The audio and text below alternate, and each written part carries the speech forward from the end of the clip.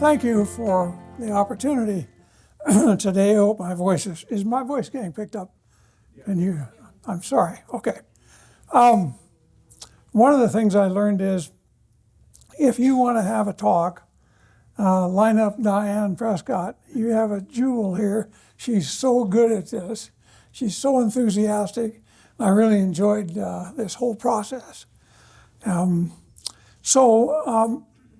My plan today is to talk about Fremont's early life, talk about the trip through here, talk about the camp at Whychus Creek.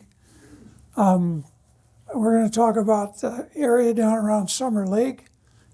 Go to Summer Lake, you should see that country.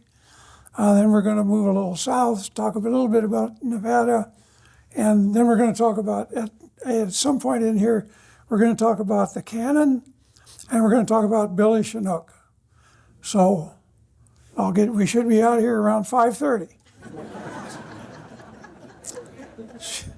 And the other thing is, because I want to get through this, let's do questions afterwards, questions and discussions, if that's okay. So we'll talk about Fremont's early life. I'm just going to pay attention to these notes.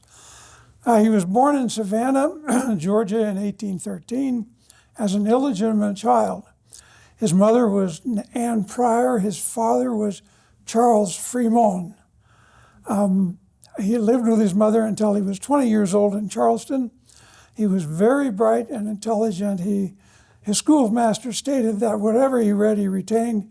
At 15 years old, he was conversive in Greek and Latin. He was known for cutting classes at college. He attended the College of Charleston. And he said, Fremont, looking back on his time with Cecilia, who evidently had something to do with cutting the classes, the bit of sunshine that made the glory of my youth. That's a pretty nice description. He was suspended for skipping school. He entered the College of Charleston as a junior. He still got kicked out because of skipping school. They called it habitual irregularity and incorrigible negligence. So you would think that the College of Charleston would forget about this guy. After he became pretty much famous from these 5 expeditions and running for president in 1856, they've changed their mind. Today, this is on their website, on Roads Hard Won, a meditation in greatness and legacy. And they gave him a degree about 5 years after he quit going there. They gave him an honorary degree, again, after he became famous. So when about 17, he met and was acquainted with a fellow named Joel Poinsett. Poinsett is the botanist who, among so many other things, ended up in Mexico bringing back the poinsettia that we use at Christmas. In 1833, he taught navigational mathematics to midshipmen on a ship that sailed to South America and back, and he was on there just to teach navigational mathematics. He met Lieutenant David Farragut, and he was always meeting important people, it seemed like. He assisted in surveying the Carolina Mountains and the Cherokee country near Georgia and South Carolina. 1838, he was commissioned as a second lieutenant in the Topographic Corps, U.S. Army. He worked as a second in command to a very brilliant man named Joseph Nicolet. Nicolet introduces Fremont to Senator Thomas H. Benton. Senator Thomas H. Benton was maybe the strongest congressman in the business at that time. He was also the man he and Polk were very, very strongly behind the movement to have the country go from the Atlantic to the Pacific, sea to shining sea. Nicolet started, this is a notation. Nicolet started spelling Fremont's name with a T, and it stuck. So we all know him as Fremont. And that's because Nicolette said, we're going to put a T on the end of your name. And he said, okay. So anyway, it worked. This is important. 1840, he falls in love with Senator Benton's daughter, and she was 17. This became a thing. They eloped.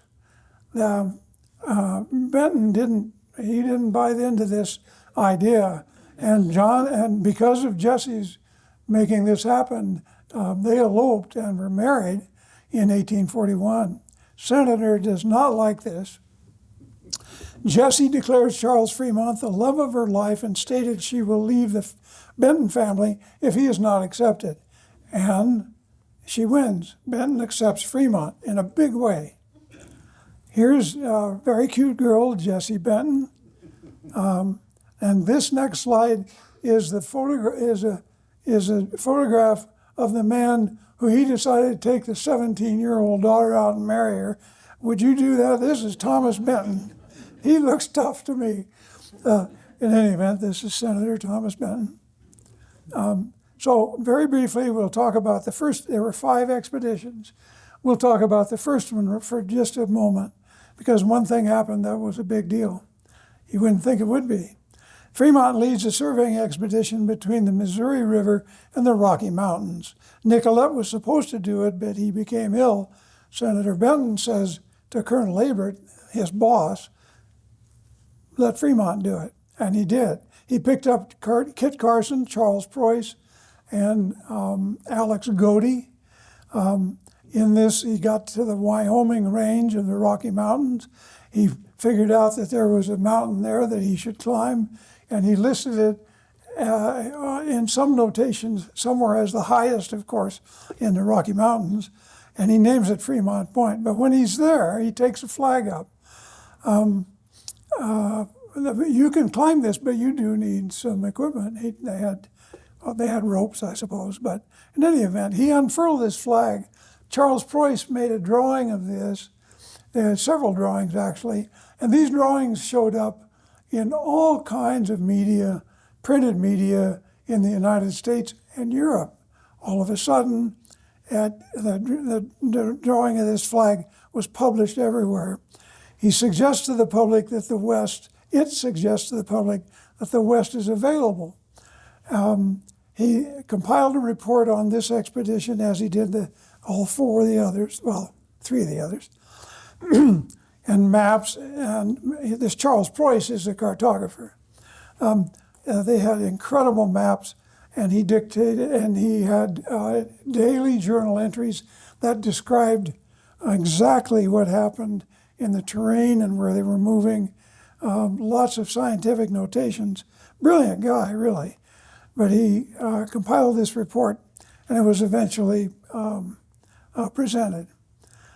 Here's a photograph. Here's a drawing of one of Preuss's drawings of John Fremont on top of the mountain with an American flag. Here's another when he was, it's a flatter mountain on top. When he was running, I think, for president in 1856. I'm pretty sure he had his hat and everything. Anyway, so what I want to talk about primarily today is the second expedition. The purpose, well, okay, I got to stay with my notes. They leave Westport, Missouri in May of 1843. Congress, led by Benton, wants to expand the country to the Pacific. The total mission here is to survey and map the Oregon Trail. It was already there. He just was to be there and survey it and map it to encourage citizens to move westward. And one of the reasons was there were a lot of British interests in the area of the northwestern part of the country, including Hudson's Bay, with a potential threat of, if we had to get into it with the Canadians, with the British, I meant to say British, then they're already ahead of the game because they have these Hudson's Bay trading forts, can be used for logistics and military stuff. There was a little bit of a possibility of confrontation with the Brits. So that's one of the reasons that they they did this. So between May and November, he surveys and maps the route of the Oregon Trail. That summer was the first migration of approximately 900 pioneers moving west to Oregon, about 300 wagons, something like that. One primary party was the Applegate wagon train. Fremont met Jesse Applegate at Fort Nez Pierce. They sort of frog-leaped each other as he was mapping and surveying. Somebody'd go around, then he'd go around. So he knew some of these people. Applegate lost 2 family members, I think they were sons, on the Columbia, not far from the Dalles. As a side note to that, that's the reason Applegate determined a route to Oregon, coming through the southern end of Oregon and Nevada instead of coming around the Columbia. He wanted to make a safer way, so that's called the Applegate Trail. The mission was accomplished November 5th when he got to the Dalles. The Columbia River area had been surveyed by Admiral Wilkes or Captain Wilkes under the Wilkes survey, so he didn't need to map the rest of it. Just map it to the Dalles, and that completes the thing. So it would be August of 1844, the following year, before he got back to Washington to develop his report and get the maps ready. So I just want to stay with my notes here, so I'm going to do it. The reports and the maps were published in 1845. The Congress published 10,000 copies at one time, and another 10,000 were published privately. It makes Fremont and Carson, Kit Carson, very famous. Everyone was reading about these exploits and the journal and the stories involved. And in addition to that, that information got abroad. There were people reading about this in Europe. The maps are incredibly accurate. The Oregon Trail, there were 7 maps of it, which was his biggest part of his job. And they are beautiful, incredible maps. Almost every periodical and newspaper in the United States published parts of this report. The citizenry began to have confidence that maybe it is doable to take our family and go from the east to the west. Many wagoners and wagon masters and large families traveled had this report. And here's a copy of one. Recently, a coffee group that I go to, a guy says, well, I'm interested in history. He said, I collect stuff. And I said, and so we were talking about Fremont. And he says, I've got his report. And he's got one of them. He said, why don't you come over? So I got to handle one of these, putting gloves on and stuff. They're worth about $3,000 or something now. But there were only 10,000 made. So here, I'm throwing this in. So here is, these good folks were convinced it was a good idea.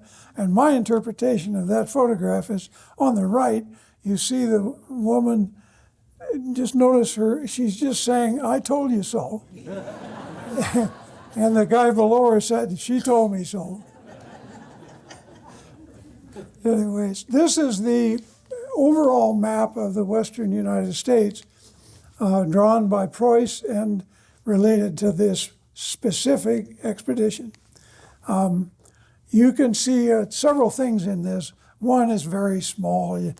I'll show you some maps that I made with a macro lens, and it allowed me to see what was really going on from this map itself. I have one of these at home. One of the things I want to bring to your attention is, well, 2 of the things are a white space map. A white space map, the definition is, you only map what you can see. You don't speculate about what you can't see. Therefore, wherever you go, you're mapping both sides, and you're not anticipating what you can't see. Therefore, there's lots of white space. But check this out. Look at the white space. I don't think this is going to work. No, it doesn't work. Look at the white space in the middle. Do you see that? And there's a long line down it. It's the Great Basin. He realized after he traveled this and mapped it, there were no particular large water exchanges coming out of this area. and he named it the Great Basin. So that's where that name comes from. Here is one of the Oregon Trail maps. I wish I had one here so everyone could see how wonderful detail it is. Showed you that in 10 miles you're going to cross a river. Showed you that you had an incline to come up on an ascent. It's just wonderful cartography. This is the Dalles mission in 1843. Only buildings on the river, I think. There's only 2 or 3 buildings there, 3 or 4 buildings. And it was a Methodist mission. And the Methodist mission was run by a guy named William Perkins, Pastor William Perkins. So I'm going to go back here just for a minute. When he's in the Dalles, he decides not to go back across the Rockies in the winter, of course. He got there in November, remember. Is there anybody from the Dalles? Well, I wouldn't spend the winter in the Dalles either. He resupplies the expedition with some material by taking Charles Preuss, the cartographer, and 3 other guys, and they get in a boat furnished by the Hudson's Bay Company, and they go to Vancouver and they meet with Dr. McLaughlin. He was the factor there. So I wrote a note there that says Preuss's beard. Preuss had this beard. And he was a very stubborn guy. He didn't, so there are some indications that he didn't like to camp. Well, he was on the wrong trip. They did this for a year and 2 months. Anyway, he and Fremont says, we need to look the best we can. You gotta shave that beard off. And Preuss didn't want to do it. They got in a huge argument. And from then on, Preuss doesn't sleep in the same lodge that Fremont does. He uses a buffalo robe and sleeps outside. It was a big deal. I've never found any information that said whether he cut it off or not, but I bet he did. Anyway, from then on, he sleeps out in the open in a buffalo robe. So they travel back to the Dalles, and then they begin leading the expedition south through here. Fitzpatrick is back was left in the Dalles with the expedition to make packboards out of a few carts that they had with them. The only wheeled vehicle for the rest of the trip was the cannon transport. We'll talk about the cannon in later on here. On November 25th, they left in 1843, November 25th. They left the Dalles. They camped on 15 Mile Creek at Duffer, first camp. Next camp was Ty Valley. Next camp was Nene Creek, Warm Springs Reservation, so and on and on. There were 25 men, including Kit Carson and Thomas Fitzpatrick, Charles Preuss, and Alex Godey. Preuss was the cartographer. George Zindel was an artillery crew chief. He had 18 years of experience with artillery to operate this cannon that Fremont had. And 19-year-old Billy Chinook. It's a great story. 104 horses and mules and some cattle that they brought along, and they would consume them down along the trail.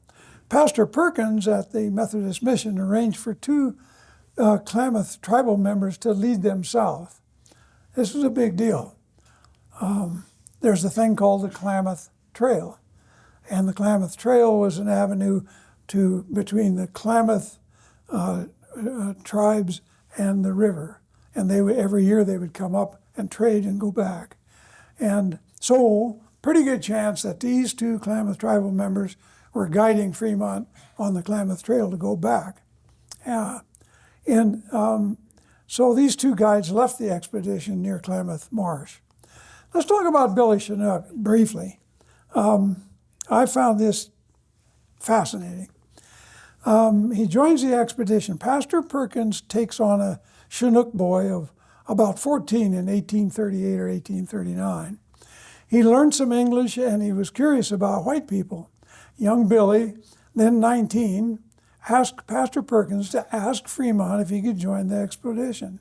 So this young man, who had learned a little English, says, I want to go with this expedition. I think it's fascinating. Fremont takes him on as a working member, and he completed the whole route to Washington. The experience, incredible. He had likely never been off the Columbia River. He does the rest of this expedition. Fremont then arranges in Washington for him to attend Columbian College, which is now George Washington University, to study English, and he does. He then is the guest of a person up in Philadelphia to further his education in English. He returns him to the West in 1845. He settled for several years in California. He becomes a Wasco chief, and he was a primary negotiator for the Warm Springs Boundary and Treaty. Fascinating guy, and he was a chief.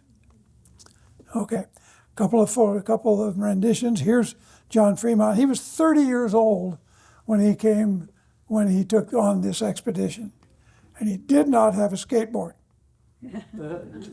That's supposed to be funny. But a pretty young man for an expedition like that. Here's Charles Preuss, the happy camper, I call him. Charles Preuss was maybe one of the best cartographers in the country at the time, if not elsewhere. I've fallen in love with these maps. Here's Kit Carson. Kit Carson and John Fremont became very close friends, and they were together on 3 more expeditions at least, 2 more expeditions.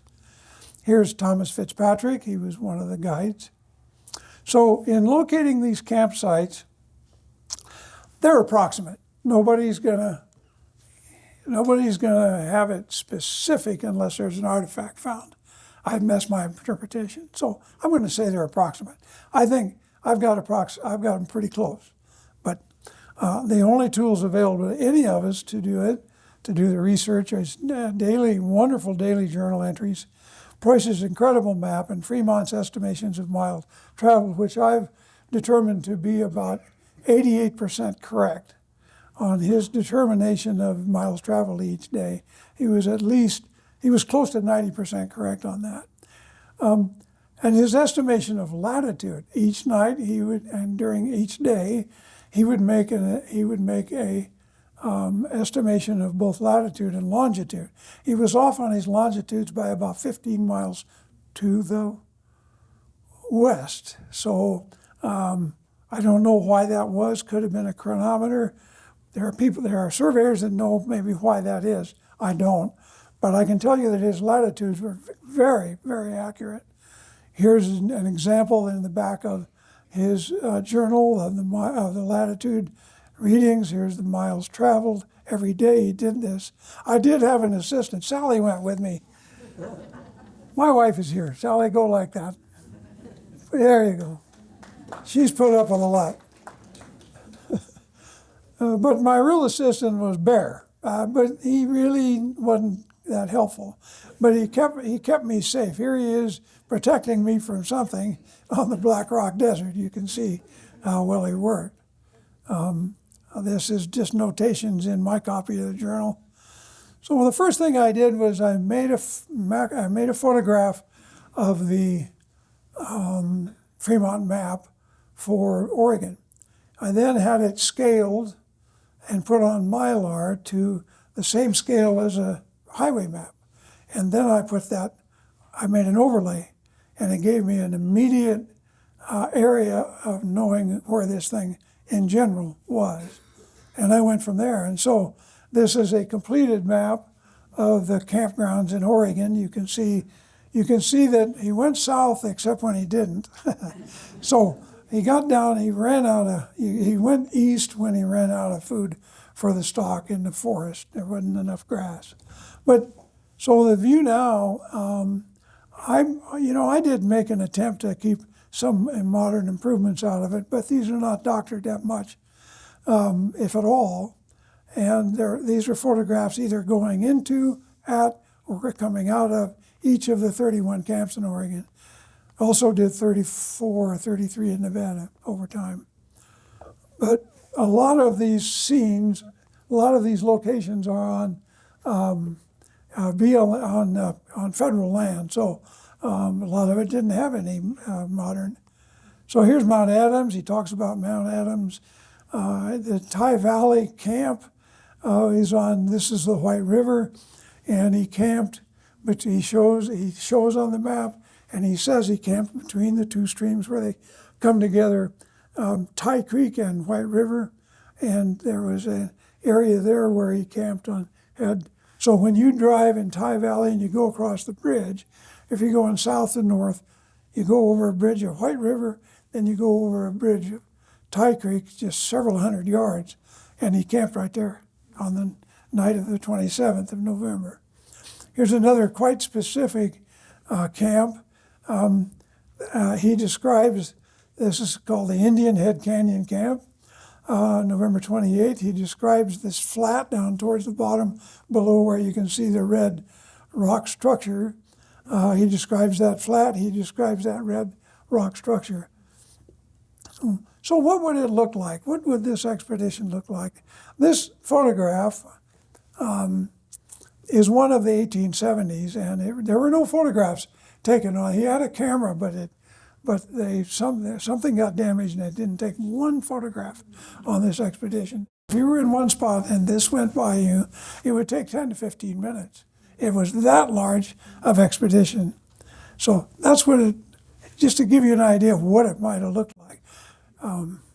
So here's one of the maps that we'll start with. So what I want you to do is look at where it says Metolius, and just to the left where that line is, you will see the trail is on dashes.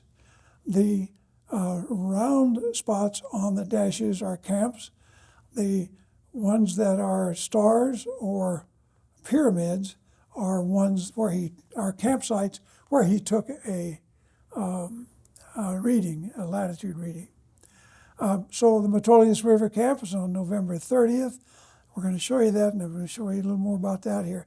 We're going to concentrate just for a minute on this area right here. Metolius Fly Creek Camp, that's just south of the Metolius River Camp, and the Whychus Creek Camp, which we'll talk about in a minute, which is in your backyard, and he slept there. Diane, he slept there, didn't he? Where's Diane?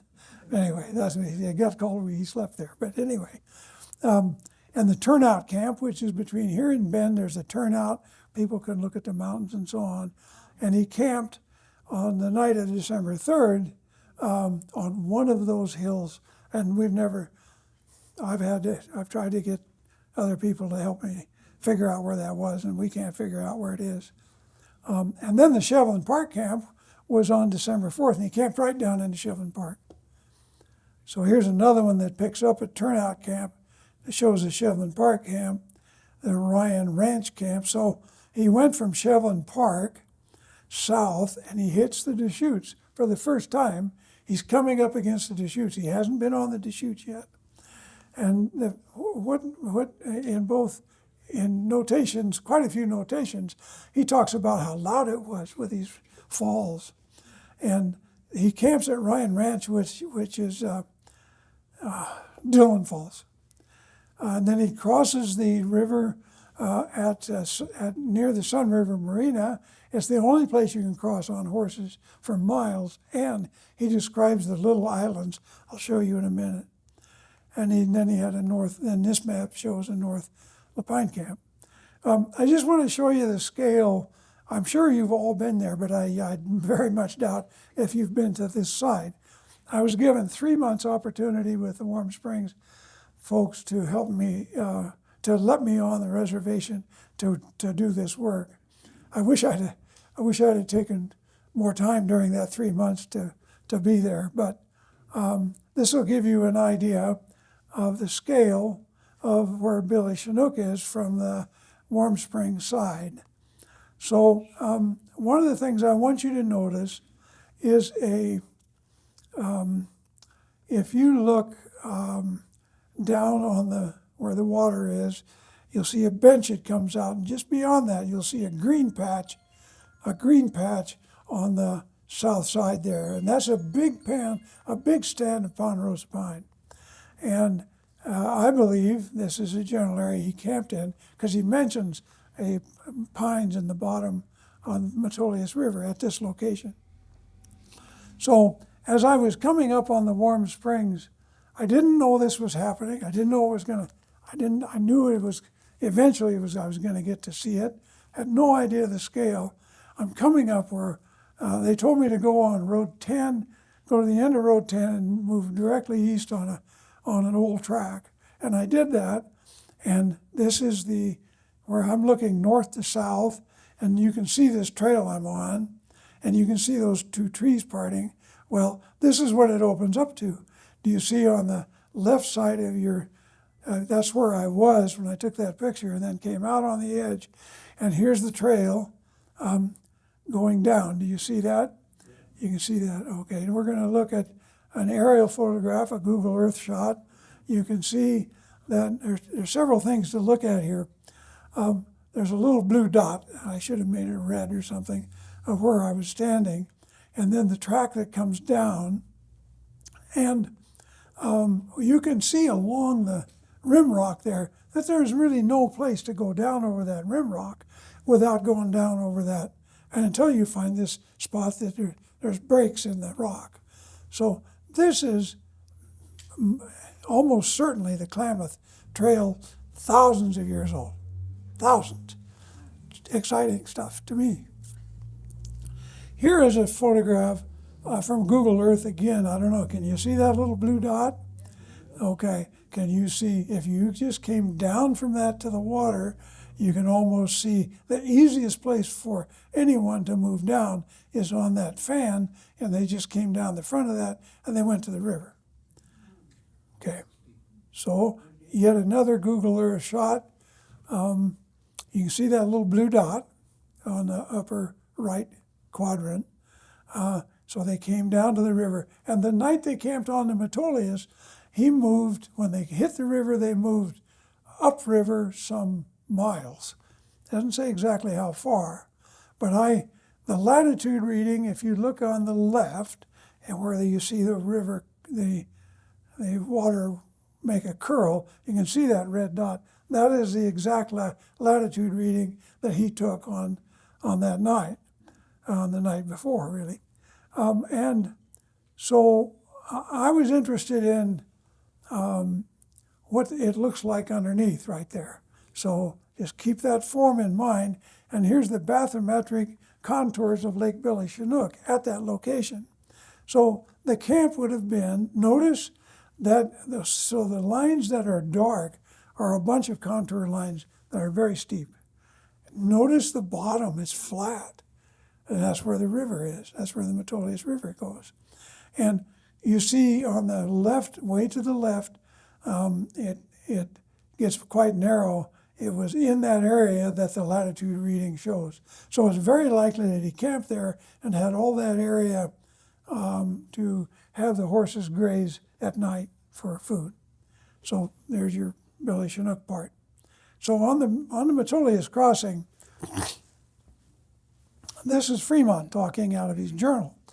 As was frequently the case at such places, one of the mules got its pack, consisting of sugar thoroughly wet, turned into molasses. And one of the guides informed me that this was salmon water and pointed out several ingeniously contrived places to catch the fish. Among the pines in the bottom, I saw an immense one, about 12 feet in diameter. So you remember that patch of pines? Well, that's right around from where he has his latitude reading. So then the next day came up out of the canyon to a little flat where there's a place called Fly Creek.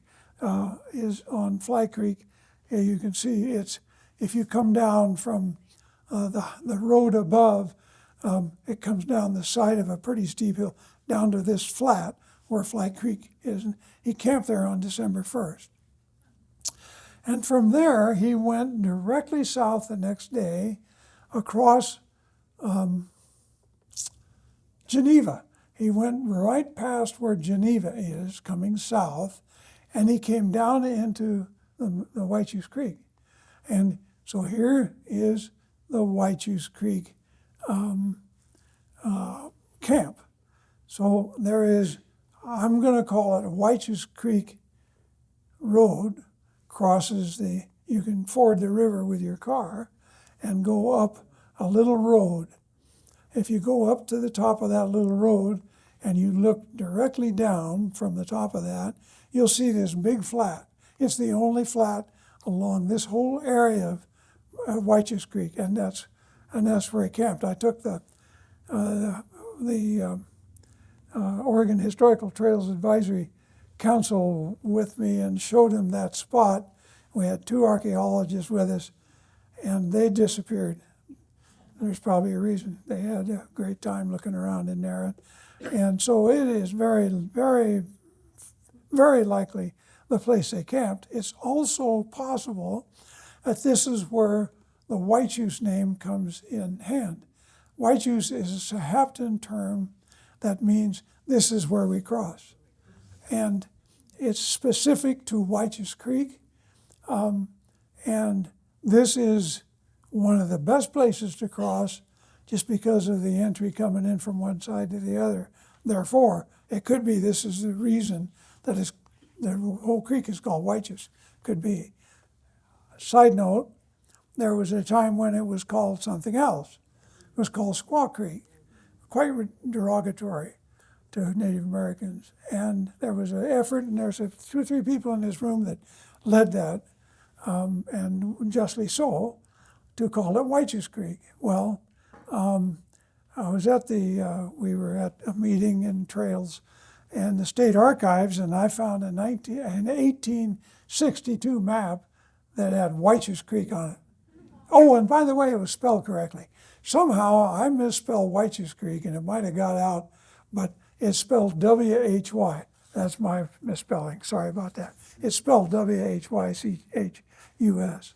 But it was on a notation. In 1855, a surveyor came through, and when he surveyed in 1855, he named it, he used the term Whychus Creek. Here's another photograph of the little where they crossed, most likely. The flat is, I'm looking northwest to southeast here. The creek is coming toward you in the photograph, and it is right here that I believe they crossed. Here's another shot from, again, northeast to southwest. You can see Black Butte. But can you look in there and see big pines and kind of a big flat? You can see kind of a flat in that photograph, I hope. Here's another photograph of the area in which I'm sure they camped. So that's your neighborhood, Whychus Creek, John Fremont Expedition camp. So the next one was at the Turnout Camp. And again, they said they camped on they couldn't find any water. So they camped on a hillside, next to a hillside that still had snow on it for water. So it's one of these hillsides that you can see from the Turnout Camp, and I don't know which one. The next camp, they went to Shevlin Park, he says, and about 4 o'clock descended into the valley of another large branch, on the bottom of which were spaces of open pines, with occasional meadows of good grass, in one of which we had camped. And at Shevlin Park, there's this, once you park your cars, if you start walking up the road, you will see for quite some distance a lot of cleared out area with pines about this big around in them. They weren't there when Fremont was here. That was a nice grass meadow. And it extended past where the larch area is, where the larches and tamaracks are. And he mentions the tamaracks and the larch species in the journal. This is another one out of Shevlin Park. And he said, the timber was uniformly large, some of the pines measuring 22 feet in circumference at the ground and 12 to 13 feet at 6 feet above. That's big pondies here. Okay. And he describes, they talk about in Dillon Falls, this is a December 5th camp after Shevlin Park camp.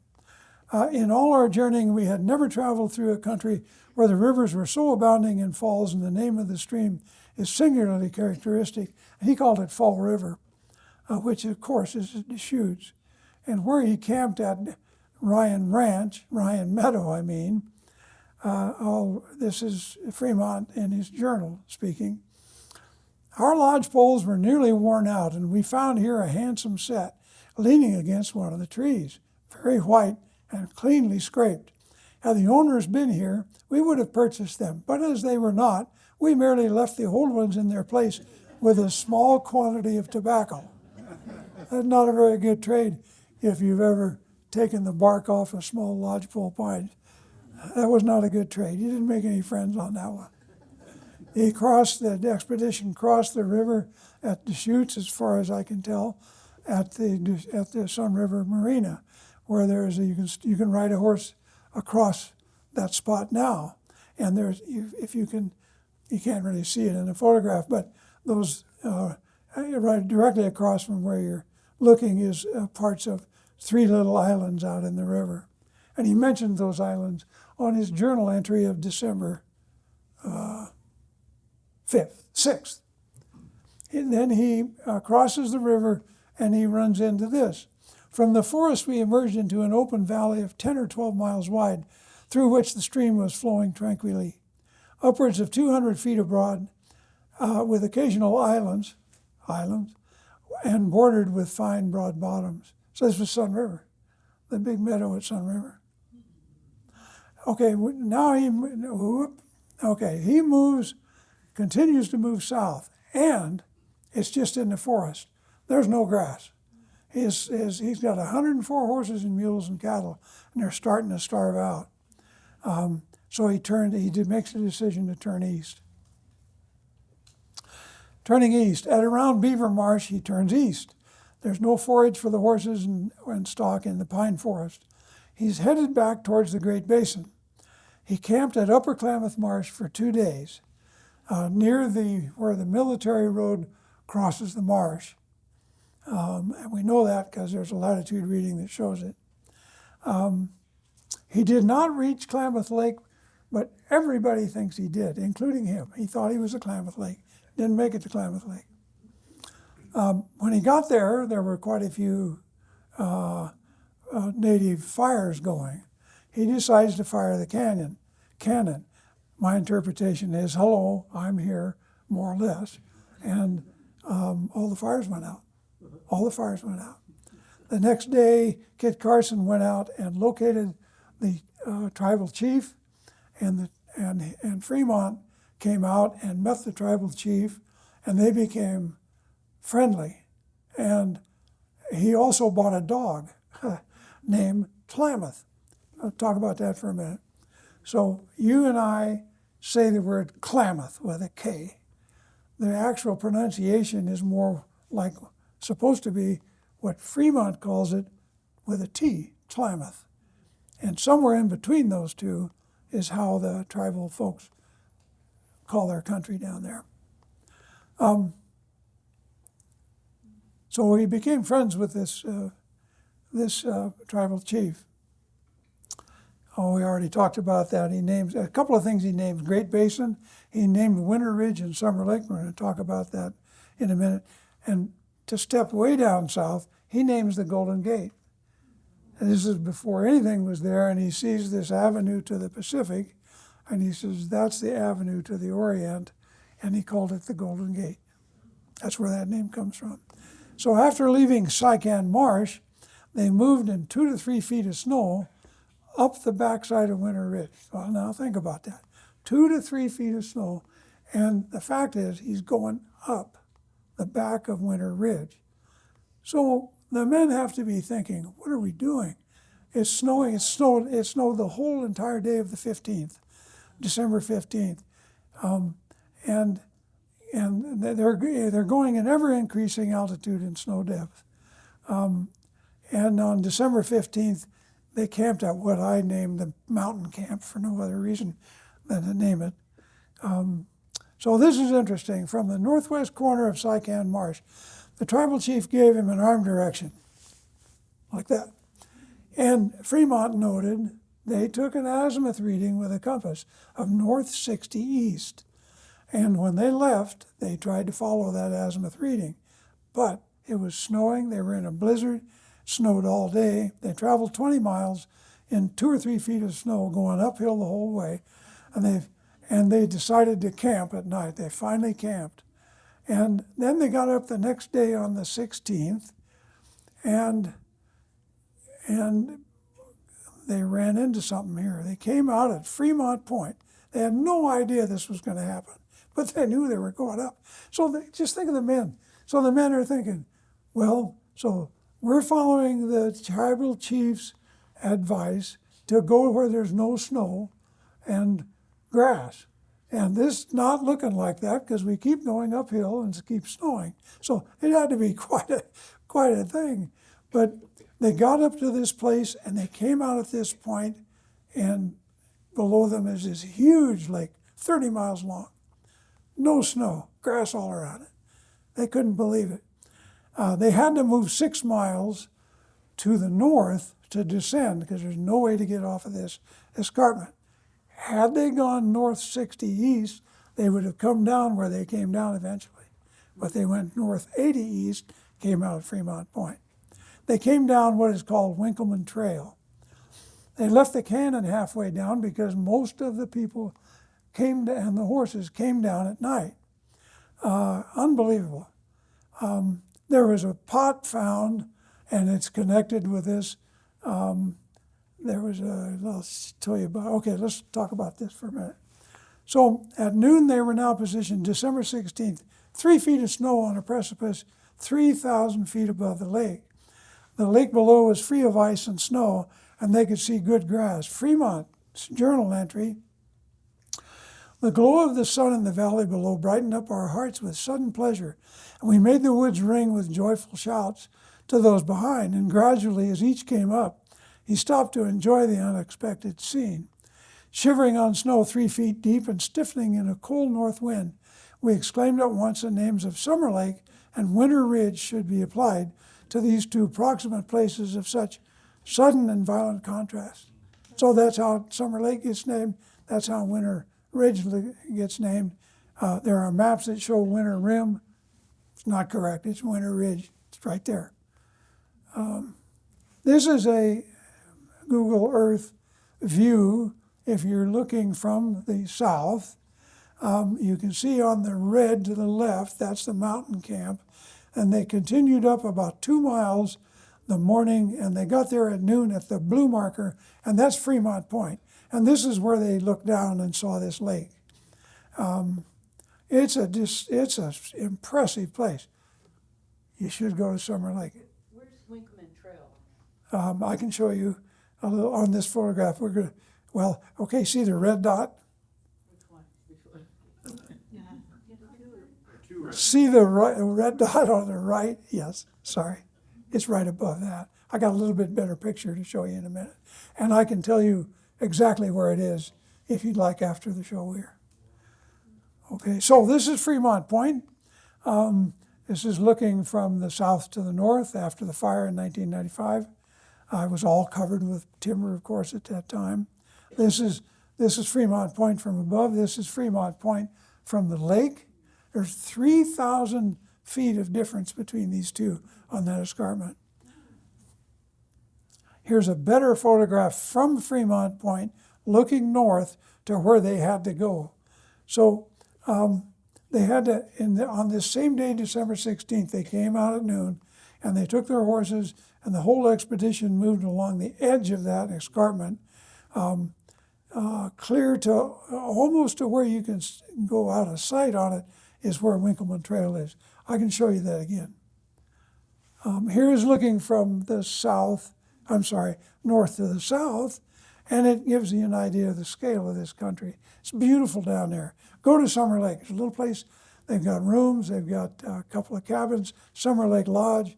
There's a huge, one of the greatest refuges in the country, Summer Lake Refuge. They can use the business, by the way, the folks.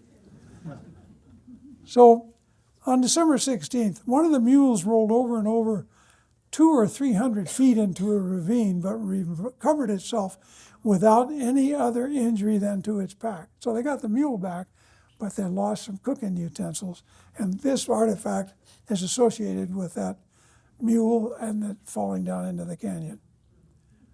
These are specifically authenticated to be found on Fremont Point, and these are coins from the expedition. There's no question. Archaeologists at Whychus National Forest authenticated this. I think that's remarkable. Anyway, from Summer Lake, they moved down past Paisley to the Sheboygan River. They followed it where it feeds into Abrett Lake. It comes in, the stream that comes into Abrett Lake is from the south. And Fremont named this lake after his boss, Colonel Abrett. They traveled north up the east side of Abrett Lake. There is a huge escarpment called Abrett Rim, and it's even larger. I think it's 4,000 feet. It's even bigger than Summer Lake. Winter Ridge. So in Abrett Lake, the water quality is unfit to drink, and they found a spring at what I call his North Cove Camp. It describes the spring precisely as it exists today. There's no other spring at Abrett Lake like this, so we know he camped here. And here's a photograph of it. This is on private land. It's not well. I decided to get on it and make a few photographs, but I didn't spend much time. I regard private land as important to keep to them, but I decided to get a few photographs anyway. So here's another, and a couple more pictures of Abrett Lake. Here I am sitting at Abrett Lake, up off the lake surface, quite some distance in a rock structure. This may be thousands of years old, this little structure I'm sitting in. And it was a great experience to locate that and to sit there and think about how unimportant you are, because these are the people in that 2,000 or 3,000 years ago. Here's yet another Abrett Lake photograph. This is the camp of December 20th. And as I was photographing this, a storm came in, hit that plot of land on the other side of the lake. And if you notice, look at it closely, it's snow, and that storm is dropping snow down and it's hitting the surface and going out like this. Check out that photograph. That's what I've never seen it before. And about half an hour later, I was in snow like you couldn't believe. Here's yet another Abrett Lake photo. I thought it was it's a pretty place. So then they cross into Nevada from Adel. They travel south through High Rock Canyon to the Black Rock Desert. Fremont, hey, you're reading this. I'll be damned. There's no record that he attended the Burning Man. Fremont names Pyramid Lake. I'll include some photos that were in an exhibit that traveled around here for a while. Here's a few from Nevada. Here is High Rock Canyon. Does anybody ever been to High Rock Canyon? Have you? Very good. It's a specific place. Can you imagine that? 104 horses and mules going down through those rocks and going to the other side. It's also the location of the Applegate Wagon Road. Jesse Applegate made this the route in southern Oregon to go across the High Rock Desert. Speaking of the High Rock Desert, you talk about vista. As a photographer, I was just blown away with what I saw there.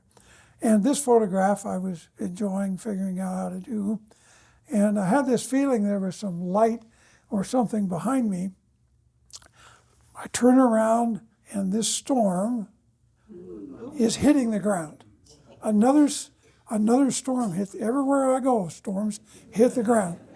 But look at that, isn't that fascinating? And about a half an hour later, here too, I was in trouble getting out of there because that stuff just turns to grease, that stuff in the High Rock and Black Rock Desert. A very quick map of Pyramid Lake. He names Pyramid Lake I'm going to read you, well, let's see. Okay, the next morning the snow was rapidly melting under a warm sun. Part of the morning we occupied in bringing up the gun and making only 9 miles. We camped on the shore opposite a very remarkable rock in the lake, which had attracted our attention for many miles. It rose, according to our estimate, 600 feet above the water, and from the point we viewed it, it presented a pretty exact outline of the Great Pyramid of Cheops. Like other rocks along the shore, it seemed to be encrusted with calcareous cement. This striking feature suggested a name for the lake, and I called it Pyramid Lake. So he names Pyramid Lake. This is part of this is looking south to north from where I was, and you can see the edge of the lake. They had to come along that whole thing. It's a long way, by the way. And here, turning around the camera and looking to the south, here's another shot that shows the calcareous stuff. And eventually you come to see Pyramid Rock and notice the calcareous deposits there. It's a fascinating place. This is on the reservation, and 2 weeks after I was able to get in here and do this, they closed that whole thing. You have to get a tribal permit to get on here, and they don't give them out. So I was very lucky to get that photograph and these photographs. So pretty cool that they shut it off too, I think. So here is Preuss's rendition of what the camp looked like. So here is here's Fremont standing there by the lodge, and there's Pyramid Rock, and there's the cannon, if you notice. So I approximated the location. So I did the same thing, and I think I'm standing about where Fremont stood, very close to it. But what I want to bring to your attention is the preciseness of his drawing regarding both the rock and the rocks on the left. So pick a spot, and I'm going to go back. Pick a spot, I'm going to go back, and look how accurate that is. It's quite remarkable, quite remarkable. So here is Jesse and John after the Civil War, an older shot. Here is also another shot. There is a big redwood named the General Fremont down in California, and this is about 2 years before he passed away. He passed away in 1890. So let's talk about the cannon just for a minute. How are we doing? Ooh. Okay, if we're late, it's because she said all that stuff. Okay. Long ways from 5:30. A long ways from 5:30. I like this. So the cannon story. Fremont acquires a mountain howitzer at the St. Louis Armory. Nobody knows exactly why he did it. Benton and Abert did not want this expedition to look military for a number of reasons. Colonel Abert sends a letter demanding that after he found out about this, he wants to catch up with the Fremont. He's going to relieve him. He's going to can him, and they're going to find somebody to replace him. He's so mad about this. So the letter is written, and the letter is a demand and military order to relieve Fremont. The letter is sent to Jessie so she can pass it along.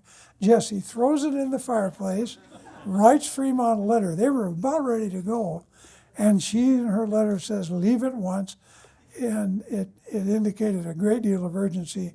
Because of their relationship, he knew he should get going, and he did, and it never caught up with him. So he got to have his cannon. So why did he bring it? I've never seen any mention of why. My guess is he might have been knowledgeable about the Jedediah Smith massacre down on the coast years before. It was never fired in anger. A very competent artillery crew under George Zindel, and Theodore Talbot writes, striking a post 4 feet high at nearly a quarter of a mile with a bombshell. That's pretty good. Then again, Charles Preuss says, shooting buffalo with a howitzer is a cruel but amusing sport. That's what he said. So in Oregon, the cannon was fired twice, once at Klamath March, which I mentioned, and the other at Christmas morning of 1843 from Heart Lake Fremont named it Christmas Lake, but it didn't stick, and it's named Heart Lake. But Fremont was awoken by the firing of the cannon. They just decided we're going to celebrate. It's Christmas. We're going to fire this baby. So, and here's the cannon reunited for the exhibit that we had here at the museum in Bend at Shevlin Park. And one of the guys that's very interested in this cannon said, I'm going to build a rack for it. So he built his carriage. Here's how a mountain cannon, this cannon tube is 243 pounds. The diameter of the barrel is 4.56. It's a 12-pound shot. It's not a insignificant little cannon, so called a mountain howitzer. And here's how you bring it along. You either run it on the carriage or you put it on 3 horses. There's the tube on the left, middle there's the carriage, and the back is the ammunition. So as long as we have it in Shevlin Park, there must have been a mule involved, so one of the guys in the museum said, I'm bringing my mule. So we have the picture of the mule.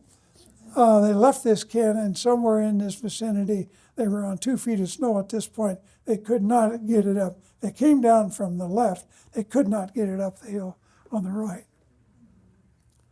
The Fremont exhibit was a joint venture between Nevada State Museum and Deschutes Historical Museum, and it was at Carson City and Bend and the Dalles, Baker City and Las Vegas, and it's dispersed now. It's taken down. During that, we had a number of artifacts, of which the guys at Nevada State Museum did a great job finding. Here is his sword, and we made a replica. There was a replica made of his sword, the same exact length, and it was determined that Fremont was 5 foot 6 inches tall. Not a very big man. So I'll conclude here, more or less. A 4th grader asked me, I did this for 2 4th grade classes, and after both of them I thought I might as well just got up and beat myself with a baseball bat. It was hard. But one of them said, he asked me, Mr. Irving, did you catch up with Fremont? And I did.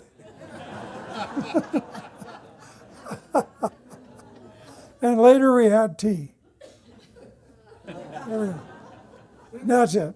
That concludes my presentation. I'm sorry I ran over a little bit.